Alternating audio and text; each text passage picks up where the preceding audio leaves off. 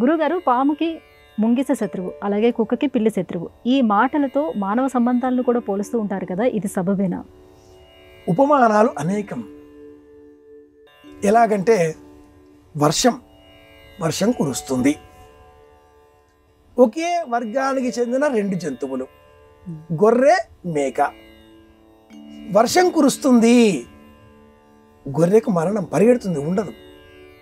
మేకకు ఆనందం, ఆహ్లాదకరంగా తిరుగుతూ ఉంటుంది. ఇలా ఎలా? వర్షం ఒకటే కదా, స్వభావాలు వేరు.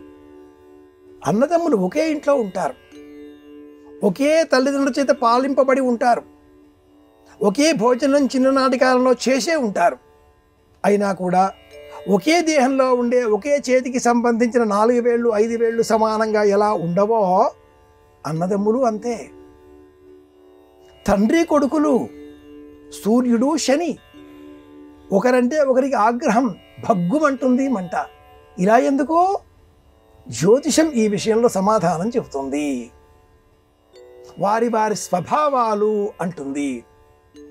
మూలా నక్షత్రం, ఈ నక్షత్రం వారికి ఆశ్లేష నక్షత్రం, గండ నక్షత్రం పడదు. చూసుకున్న వేళ విశేషాలు. మూలా నక్షత్రానికి సంబంధించిన వర్గు జాగిలము, శునకము. ఆశ్లేష నక్షత్రానికి సంబంధించిన వర్గు పిల్లి, మార్జాలం. పిల్లి, కుక్క, వైరం. ఇలా జ్యోతిషం ఒక శాస్త్రాన్ని మనకు సిద్ధం చేసి చెప్పింది. గోవ్యాఘ్రం, గజసింహ, అశ్వమహిషం. చాలా పెద్ద శ్లోకం ఇది. గోవ్యాఘ్రం, ఆవు, పులి శత్రువులు. ఏ కథ చెప్తుంది? రఘువంశ మహాకావ్యంలో ఆ కథ తెలియజేస్తుంది. అలాగే గజసింహ, ఏనుగు, సింహం శత్రువులు. అశ్వమహిషం, గుర్రం, మహిషం, ఎద్దు శత్రువులు.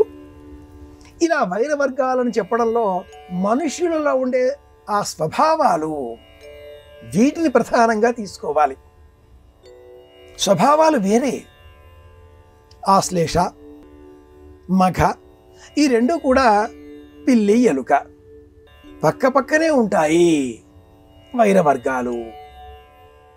అదేవిధంగా ఆర్ద్ర, ఇది కూడా శునకమే, కానీ ఆడ శునకము. పునర్వసు, ఇది కూడా పిల్లి, ఆడపిల్లి. ఇందులో కూడా ఆడామగా ఉంటాయా? జ్యోతిషం అమోఘమైన శాస్త్రం. చదువుకుంటే ఇంత విషయం ఉంటుందా అని ఆశ్చర్యం గొలిపేటన్ని వాస్తవికమైన వైజ్ఞానిక అంశాలు ఇందులో ఉన్నాయి. కుటుంబ సంబంధంగా అనేక బాంధవ్యాలను మెరుగున పరిచేవి, సత్యాలను మన కళ్ళ ముందు ఆవిష్కరించేది ఈ శాస్త్రమే. ఓహో, ఇతడి నక్షత్రం ఇది కనుక ఇలా ప్రవర్తిస్తున్నాడు, అతడి దోషం కాదు, స్వభావం అది అనుకుంటే మనకు ఏ కోపము రాదు. శాస్త్రాభ్యసనం చేసిన వారికి ఎప్పుడూ కోపం రాదు, విచారం వేస్తుంది అంతే. ఇలా చూచిన ఆ జంతువుల వర్గ పోరాటాలలో ప్రతీకాత్మకంగా మానవ స్వభావాలను దృష్టాంతంగా చెప్పేటటువంటి మాటలే ఇవి. ఆవు, అలాగే పులి, ఎలుక, పిల్లి, పిల్లి, కుక్క, ఇవన్నీ కూడా చెప్తూ ఉంటాం. ఈ కథలన్నీ మనకు మహాభారతంలో భీష్ముడు ధర్మరాజు గారికి చెప్పిన అనేక కథల్లో కొన్ని మాత్రమే. అనుశాసనిక పర్వంలో ఈ జంతువుల కథలన్నీ వస్తాయి. పంచతంత్రం అనేటటువంటి గ్రంథంలో కూడా ఈ జంతువుల కథలన్నీ మనం చూడొచ్చు.